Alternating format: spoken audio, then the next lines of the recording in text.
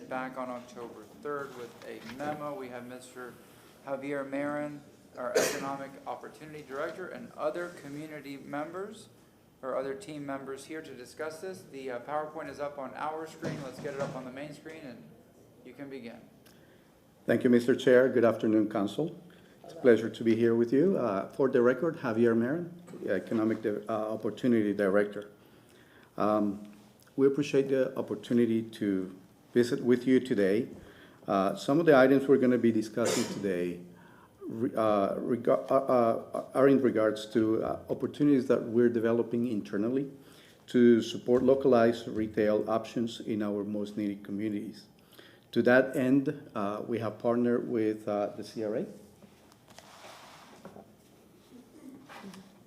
Ms. Erica Moody, as well as Ms. Monica Petrella, sorry about that, with UF IFAS Extension, and Ms. Dalia Bumbaka with The Well, a nonprofit organization. What I'd like to do is kind of give you a little background on what initiatives we had started with the CRAs as well as the the planning department, which relates to identifying gaps in retail in the most depressed areas in our city. One of the reasons why we decided that this may be important to us is because every time we go to different community meetings, we hear time and time again that our local communities have very little access to retail items in their neighborhoods. So, and I don't see the presentation yet. If we can go to the next slide. Next slide, please. Is there a way including? I'll just do it for you. Thank you. So one of the opportunities we identified was to address the issue of lack to access to fresh and healthy foods. And you heard from Ms. Petrella earlier this year, back in April. She talked to us about improved food systems in Tampa. But today you'll hear a little bit more about internal and external partners and how we're looking to collaborate in the USDA's Healthy Food Financing Initiative grant proposal. And with that, what I'd like to do is ask Director Moody to walk us through the next couple of slides. So next slide, please. Good afternoon, Council. Erica Moody, CRA Director. I'm here today to talk about the low-income, low-access areas for food access, and this is really a citywide initiative, so this is why we're here at Council, but focusing in on the CRA communities and how we can really provide additional assistance and grants through the CRA to help inform some of these data-driven decisions. So with that, I will walk us through some definitions, move us into some data that we've collected, and then pass it off to the amazing people behind me who are doing the heavy lifting of this grant application that is due tomorrow. So we have just some definitions. So low income is where the census tract poverty rate is 20% or greater, or where where the median family income is 80% AMI or below. Low access is where we're looking at 33% of the population being at least a half a mile or greater from being able to access healthy, fresh produce. And then low income and low access are both of these variables added together. So we have the low income and the low access track, and then getting into walkability, what is walkable, and the definition of walkability is at least a quarter mile. So you'll see some info and some graphs as we move through that look at a half a mile versus a quarter mile as we think about walkability to these resources. So you'll see a graph here. Everything in yellow qualifies as low income and low access. So unfortunately you see quite a bit of yellow here on the map, and that is where our residents do struggle to access produce here. A little bit about the data collection process. We started with East Tampa and Sulphur Springs, really zooming into these areas of need. And then we looked at the access inventory. So this is grocery stores, corner stores, local markets, bodegas, really where people in the neighborhood are going to get their food and access that. And then we have a half mile and a quarter mile as well. So here is the East Tampa CRA boundary, and you'll see a dispersed map of different food access resource sites from grocery stores, convenience stores, butchers, drugstores, and retail stores as well. And then, of course, we know where people are getting their food. It drives into their long-term health outcomes. So if there's more access to corner stores, there's more access to chips and soda and all of this, which contributes to our health outcomes, which then holistically contributes to how we move through our life and our quality of life. So we do have a bit in East Tampa, but you'll see a lack of grocery store, especially in this next slide. You'll see a 1/4 mile and a 1/2 mile radius within each one of these sites.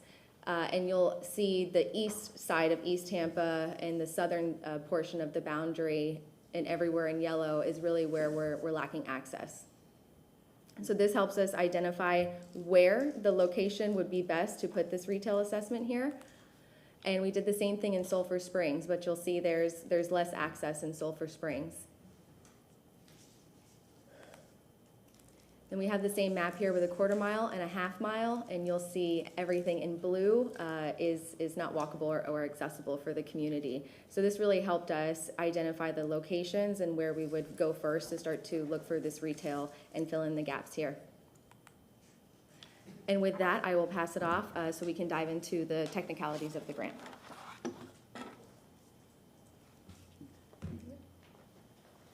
We'll keep the slides up. Okay. Yeah. So the Healthy Food Financing Initiative grant proposal. Oh yeah, sorry. My name is Dali Bumbaka. I work as the Director of Development for the Well Incorporated. We're a local 501c3, and we've been working in food, transportation, and small housing initiatives for the past, since 2014 as a formal nonprofit.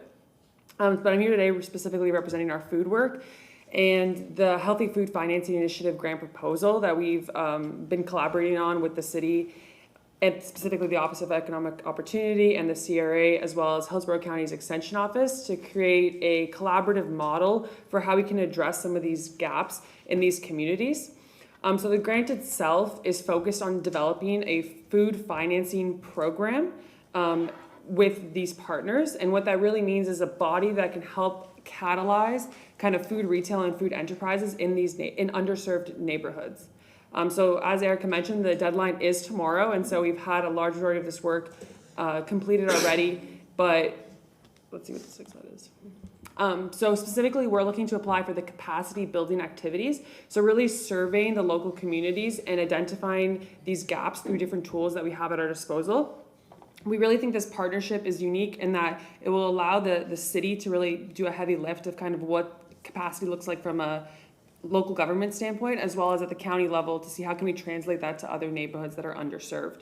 But really the Well and Homegrown Hillsborough will work to be the program facing arm of this project. And so at the community level, working with community members to understand what lived experience is like in being able to receive some of these assistances and that readiness. So we'll also be providing technical assistance to food retailers and enterprises in an effort to make sure that they are at the point where they can then apply for future lending activities and that they're prepared for that. We will not be applying for the credit enhancement portion of this grant at this time. This is a grant that comes time and time again, and so we hope to apply for that in the future and work at this stage to identify some of those qualified lenders that are interested in supporting the future initiatives of this grant. And so it is a $1 million grant for the capacity building side. Over 3 years, we'll be able to execute these funds. And again, if we apply for the credit enhancement in the next year or once this grant's completed, it will unlock $2 million of additional financing that will be able to be invested into these communities. And so I'm going to pass it off to Monica to describe our phased approach. Great. So my name is Monica Petrella. I work for Hillsborough County Extension, and I lead the program Homegrown Hillsborough. And so if it's hard to see the slide. Yeah. So we've broken this down into 4 phases. So the first phase is just the feasibility analysis of food retail and food enterprises. So basically understanding the current conditions and I guess appetite for future food system development, especially the expensive stuff. And so basically all infrastructure costs a lot of money, and we're talking about a grocery store, but it can be other things too. There are things that we can do in the short and medium term that also cost money, less dollars, but still some significant investments from different corner stores or community centers or churches that maybe want to introduce healthy food. So this is the healthy food financing initiative, and so healthy food can kind of be considered a few ways. We want to find the ways that work for these communities. So this first year is going to be reaching out with community organizations that are already invested in these neighborhoods, making sure they know about us and about the program, and hopefully identifying really great community assets where we can work together and leverage these funds. The second phase would be an actual pilot where we would hope to connect all the different components of the food system at this neighborhood level into one, to be able to see what does it look like to flow dollars and produce and meals and all of that through a community. And so, everything takes, you have a vision in your head, but to actually put it to work can always take a little more effort than you think. So this would allow us to actually do a pilot and see where we can strengthen our approach, what things we did well, so that way it could be replicated throughout the city.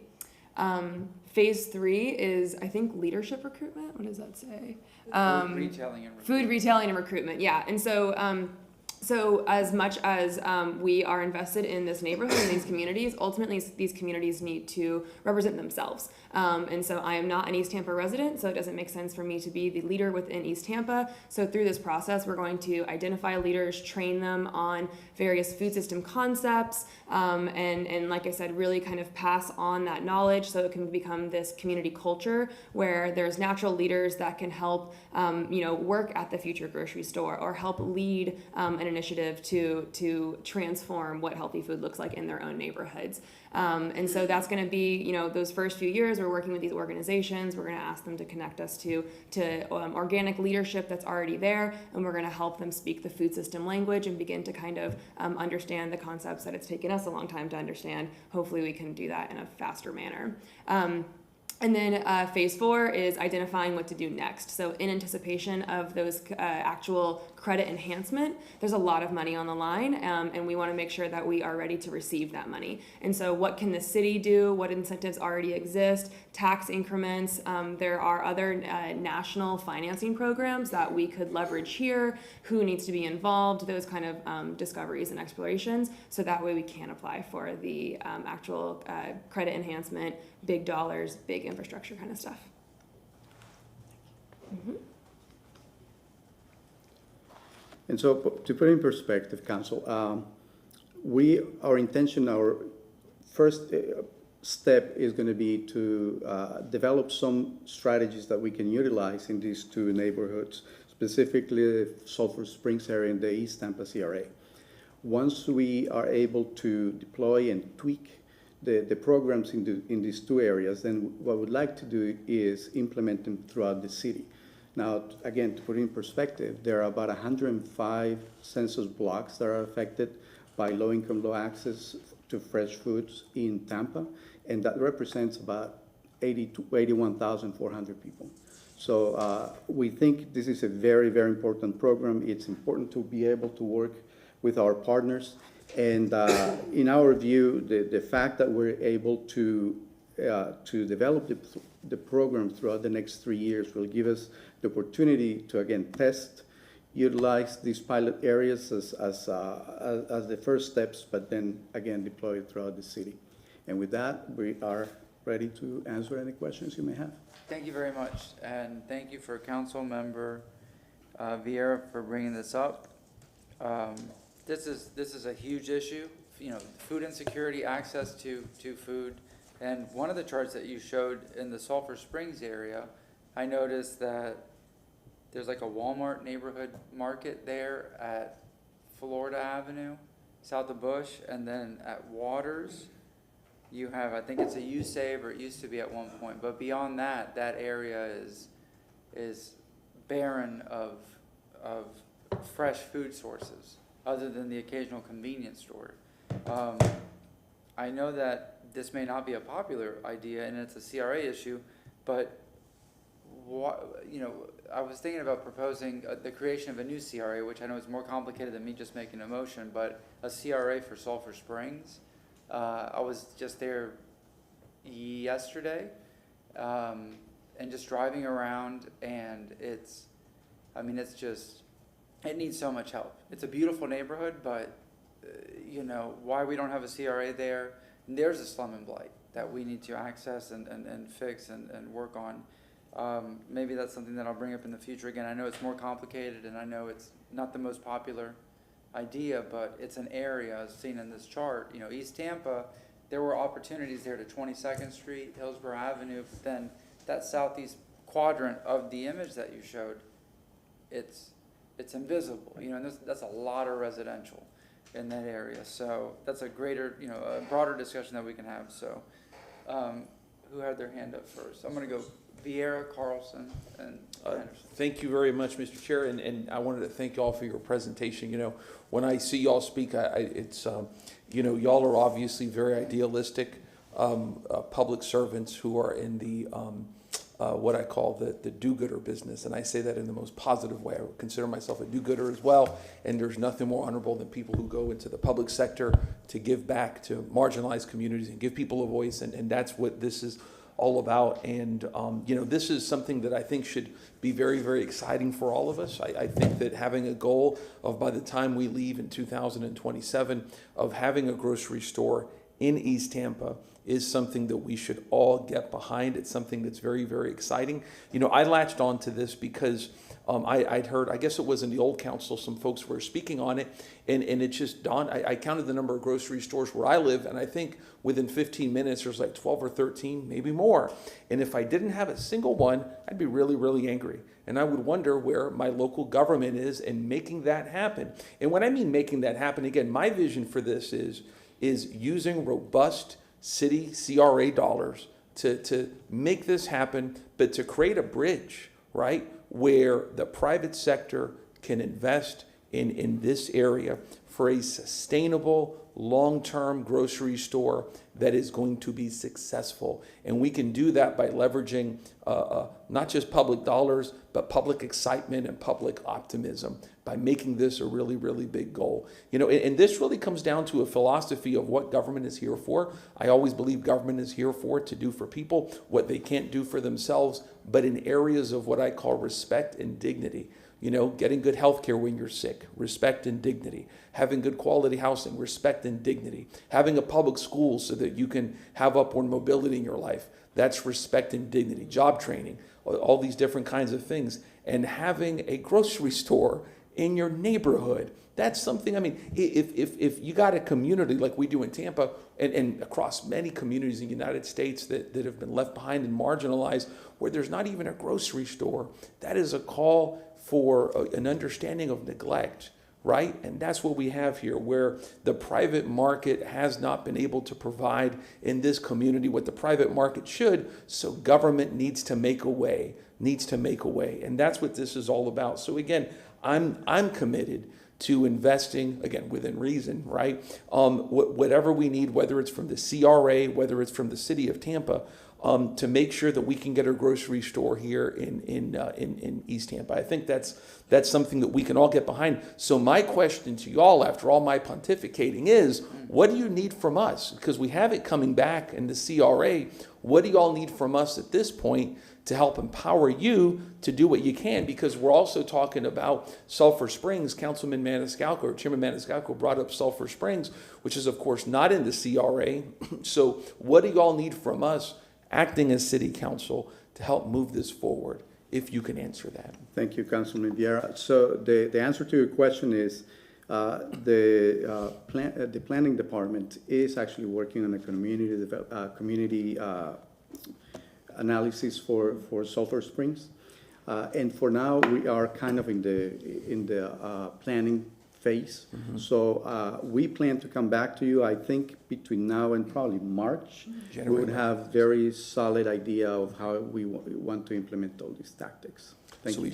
So we should have you come back in March. more or less. More or less. Okay, good, yeah. So again, the vision is to make sure that we create a pathway so that the private sector can sustain and support a grocery store in East Tampa. The people are there, the stomachs are there, the dollars are there, the city dollars are there to make it happen so that it can be independent. You know, and there's folks who may say, well, why are y'all getting involved in a grocery store?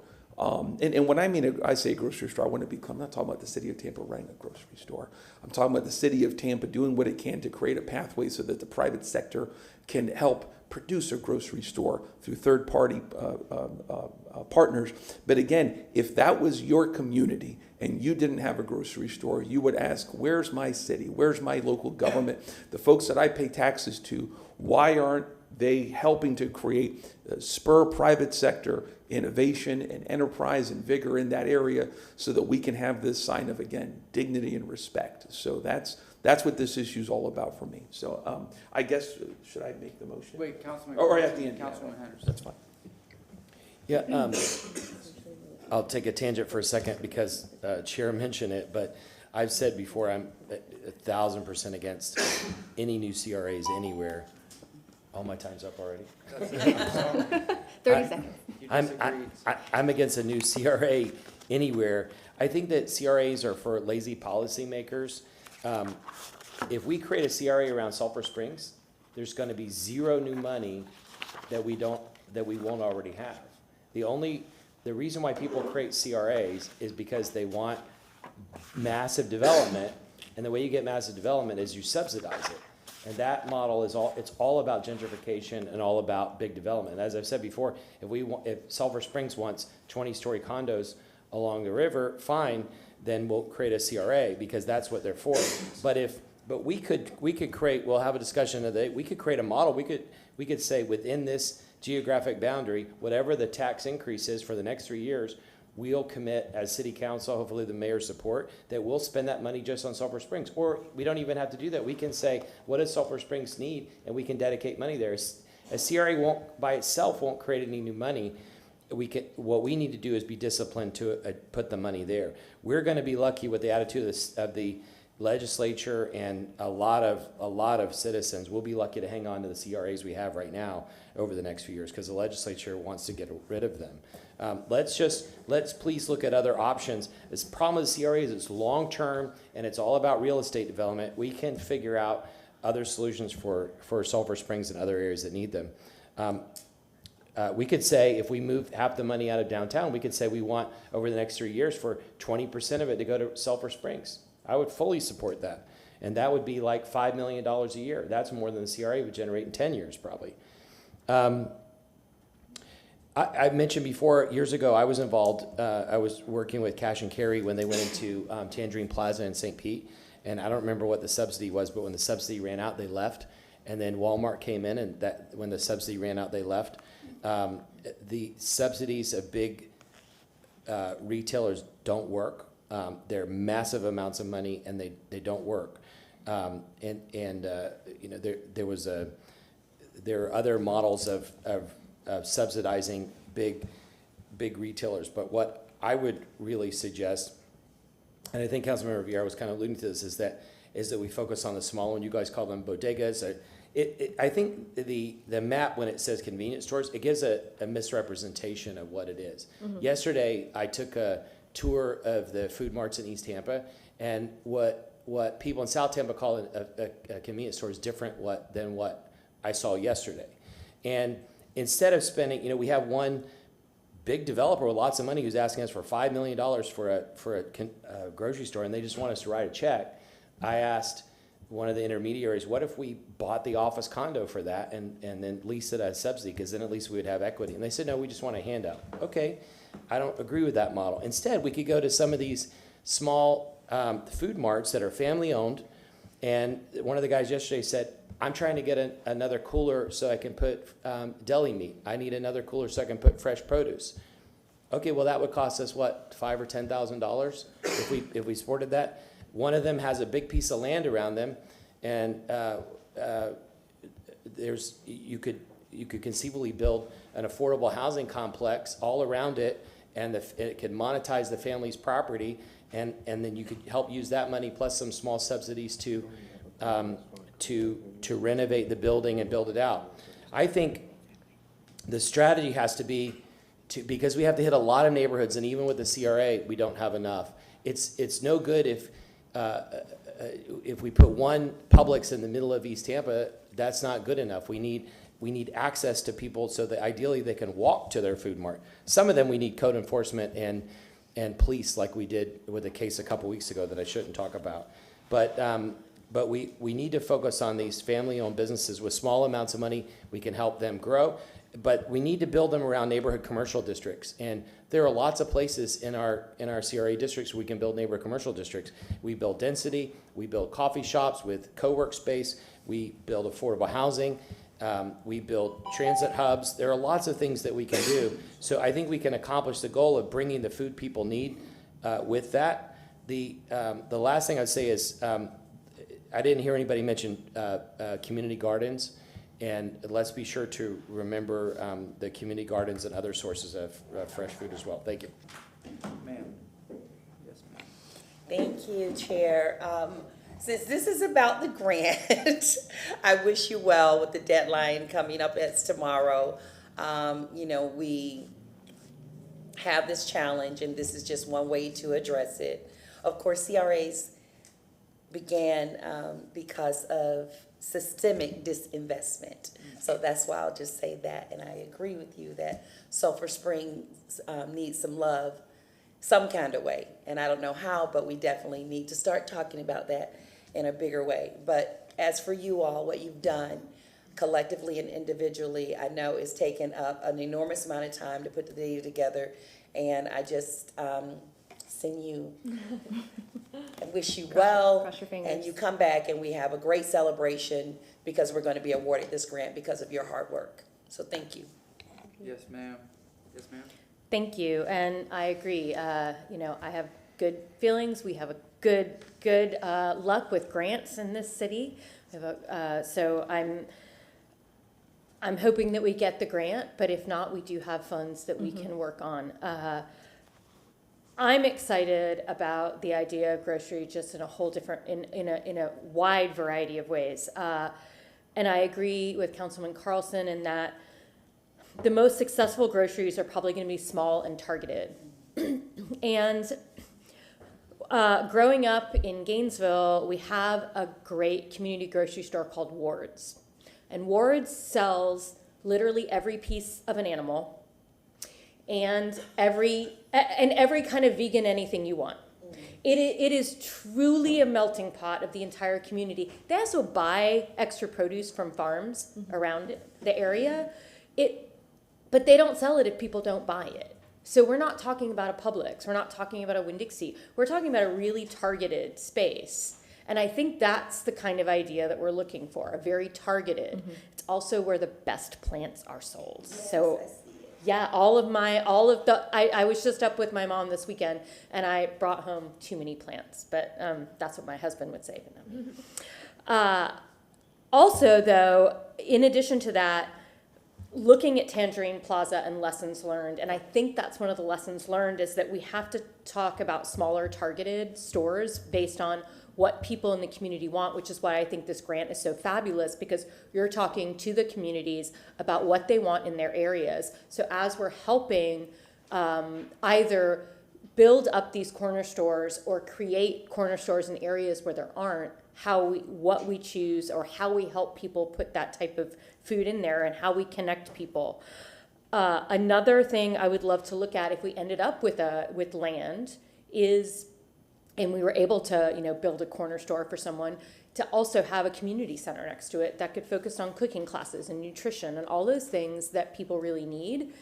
And it wouldn't, obviously, we can't do that for every single neighborhood. So maybe a mobile something where folks can come in with cooking classes, or just something that we are also encouraging people who have had nothing really but a corner store to kind of branch out and, you know, okay, I can buy mustard greens, but what do I do with them? That sort of thing. And which lends me to the last thing. I was visiting my mom this weekend, and I took a bike ride, and I went past this garden called the Gainesville Giving Garden, and they were having volunteer hours. So I stopped, dropped my bike, and I spent 2 hours in the garden and pulling weeds and harvesting. And what they do is it's solely a production garden. They grow and then just give away.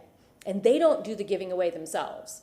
They work with other nonprofits, and those nonprofits deliver to people's houses, deliver to community centers, wherever it is. We were harvesting that day for Shan's chilled pediatrics. So, I mean, they have a different group every time. And again, they don't do it, but through community grants, they bought stuff like they finally had a second refrigerator, and that was a really big deal. And we had a really good conversation. So yes, community gardens, but in a different way, because you can't just plop a community garden anywhere. It doesn't work that way. But with this production garden, they had students from UF who had no idea what anything looked like. And they really had to go down with us to tell us, okay, this is a weed, and this is what it looks like, and this is what you're pulling, which was really fascinating and actually very supportive for me, because I thought, wow, okay, then people really need no experience to actually be active and helpful in a garden setting.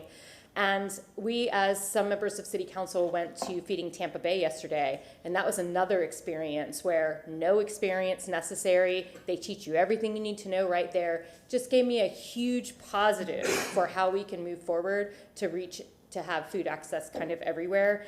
I cannot wait to see what you all come back with. I can't wait to see what citizens have to say. If there's anything help you need, we're all on board.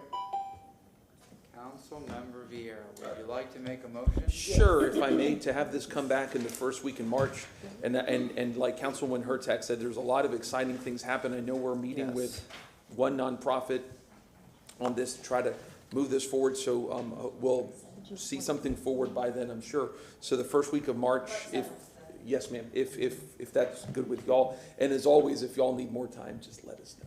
We have a motion from Councilmember Vieira. Do we have a second? Second from Councilwoman Henderson. All in favor? Aye. Any opposed? Thank you very much. Thank you. And one last thing, Council, we would love for your support for this grant. So if you can. You need to write a letter tonight. We got the letters. So it seems like you're supportive. I think we'd be asking for a motion on the floor to support the submission of this grant. Sure. Absolutely. Awesome. Make that motion. Yeah, I'll make a motion to support the grant in any way possible. So this is a capacity building grant, so absolutely. Second Awesome. that motion. Thank you. I Henderson with second the that second. motion. All in favor? Aye. That's an enthusiastic yes, that you can, Thank you you so can much. throw that in there. We appreciate you. Thank you all. Okay, council members, we have a few more items on the agenda. I have an event at 6:30. I have one at 7. Okay. I think we can do it. Okay.